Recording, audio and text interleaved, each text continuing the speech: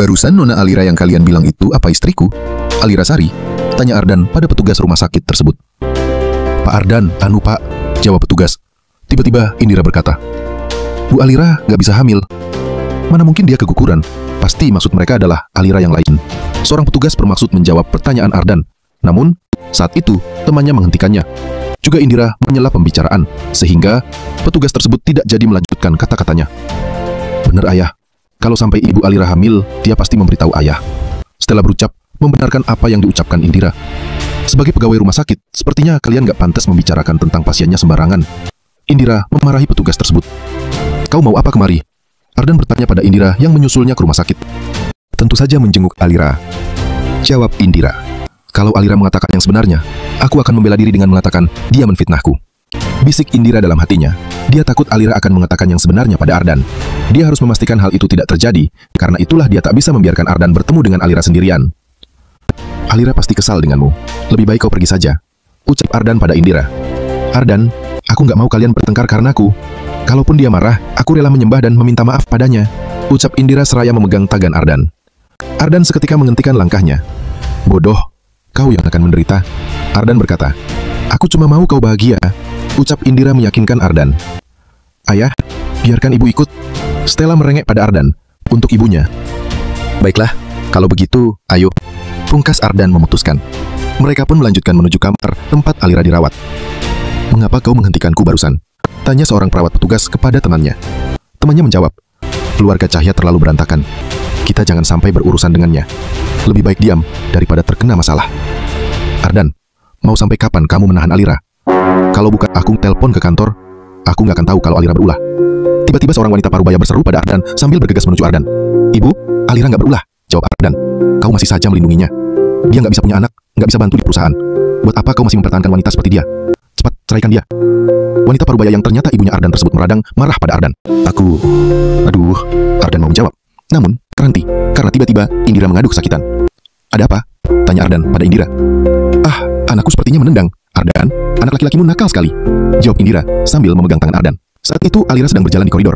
Secara tak sengaja, dia melihat adegan tersebut. Dia segera mengambil ponselnya, mendokumentasikan saat-saat kebahagiaan Ardan, Indira, Stella, dan ibunya Ardan. Kau mengandung anak laki-laki? Tanya Ardan dengan senang pada Indira.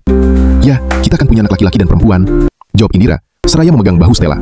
Wah, kalau begitu, cucuku lengkap. Sekarang, keluarga Cahya akan punya keturunan, ucap ibunya Ardan kegirangan, disambut tawa riang oleh mereka semua. Nenek, ibuku akan melahirkan adik laki-laki, ucap Stella dengan riang. Iya, benar anak manis, jawab ibunya Ardan dengan senang. Sementara itu, Alira masih menyaksikan semua yang terjadi. Anakku, ibu akan membalaskan dendam untukmu. Jangan harap mereka bisa hidup bahagia, bisik Alira dalam hatinya. Pakai jas ini, jangan sampai masuk angin, ucap Ardan sambil memakaikan jas pada Indira. Alira, bisik Ardan. Dia menoleh, melihat Alira sekilas.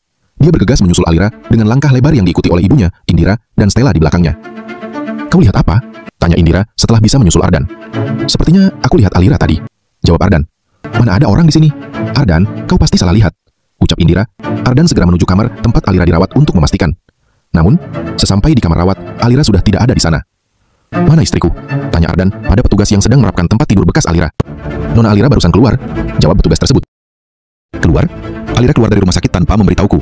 Apa dia tahu sesuatu? Batin Ardan. Sesaat kemudian, dia mengeluarkan pinsel, lalu menelpon nomor Alira.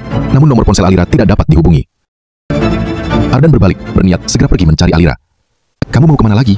Tanya ibunya Ardan yang saat itu tiba di belakang Ardan. Alira menghilang. Aku mau mencarinya, jawab Ardan. Buat apa mencarinya? Sekarang nggak ada yang lebih penting dibandingkan anak yang ada di dalam kandungan Indira. Sekarang juga temani dia periksa ke dokter. Kamu dengar? Perintah ibunya Ardan pada Ardan, berteriak dengan suara cempreng cerewetnya. Nggak ada yang lebih penting dari Alira. Aku akan mencarinya. Ardan meradang, lalu bergegas melangkah pergi dengan setengah berlari. Saat itu, Alira masuk ke lift. Pintu lift ditutup tepat saat Ardan melintas di depan lift tempat Alira berada. Saat itu, Ardan sedang berjalan tergesa-gesa, sambil tetap mencoba menelpon nomor Alira. Ardan menoleh sekilas, namun pintu lift sudah tertutup.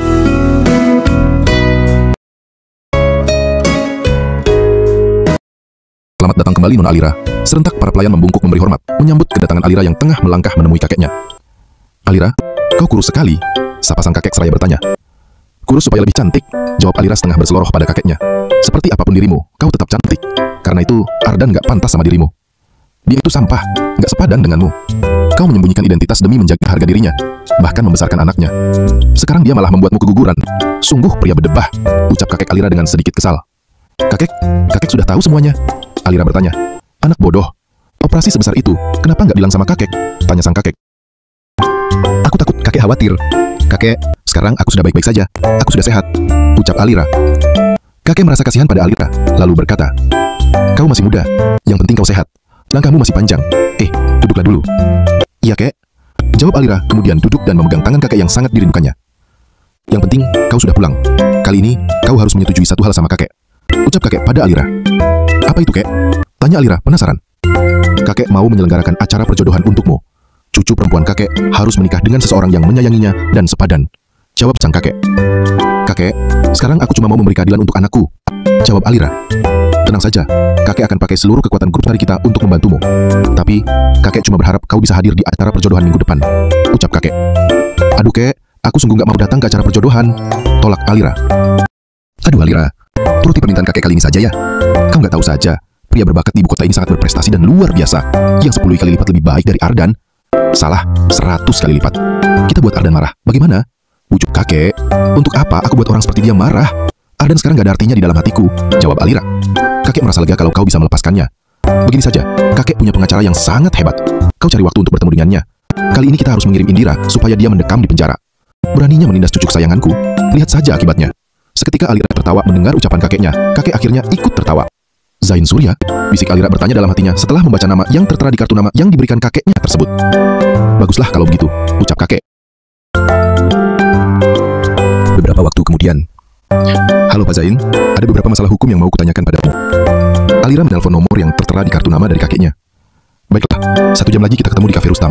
Terdengar jawaban di ujung telepon. Di tempat lain, Ardan sedang berada di rumahnya. Barang-barang Alira nggak ada. Dia memang mau meninggalkanku, bisik Ardan. Kemudian, dia mengeluarkan ponselnya, lalu mengirimkan pesan ke nomor Alira, menanyakan keberadaannya. Namun, Ardan sangat kaget mendapati ternyata nomor dia sudah diblokir Alira. Dia segera ingin bergegas pergi, namun saat itu, ibunya masuk dan menghentikannya. Matamu merah sekali. Ibu kasih tahu kamu ya, Alira itu pasti cuma mau cari masalah denganmu, ucap ibunya Ardan. Dia memblokir nomorku, ucap Ardan. Museum lukisan, Cafe Rustam, itu tempat-tempat kesukaannya. Aku mau mencarinya. Aku nggak bisa hidup tanpanya, ucap Ardan, lalu segera beranjak pergi. Ardan! Teriak ibunya mencoba menghentikan Ardan. 1 jam kemudian, di Cafe Rustam. Alira, sini. Seorang pria memanggil Alira yang melangkah masuk ke pintu Cafe Rustam.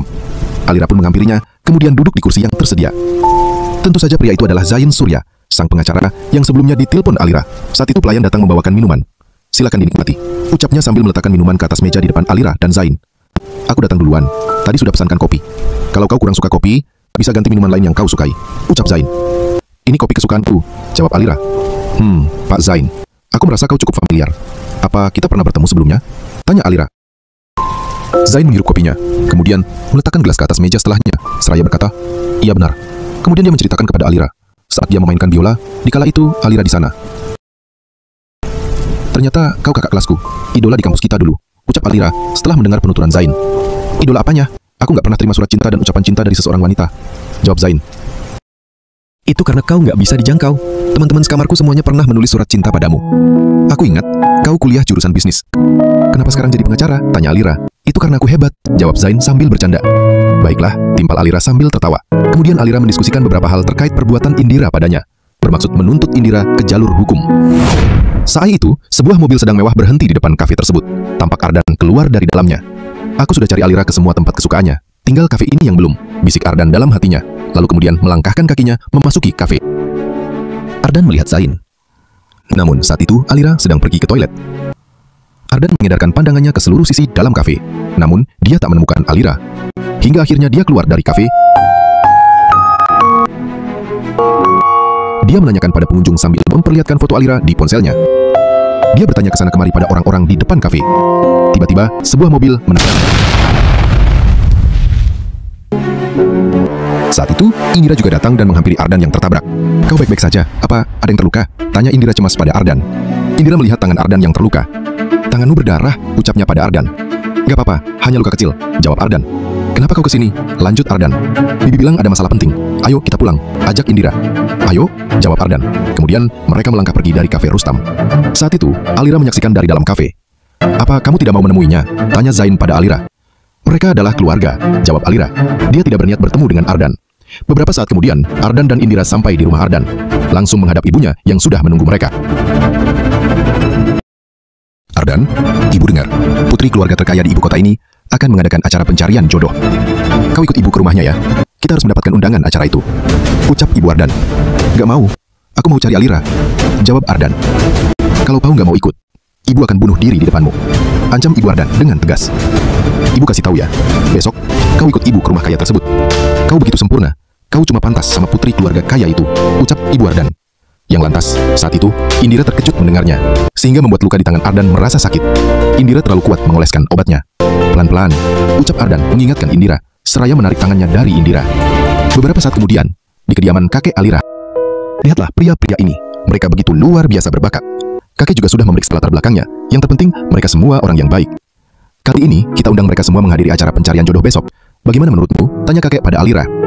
Baiklah, jawab Alira menyetujui sambil menganggukkan kepala. Lihatlah dulu, ucap kakek sambil memberikan foto-foto tersebut pada Alira. Alira menerimanya. Oh ya, kalau Ardan mau datang ke acara ini, apa kita boleh kasih undangan padanya? Tanya kakek.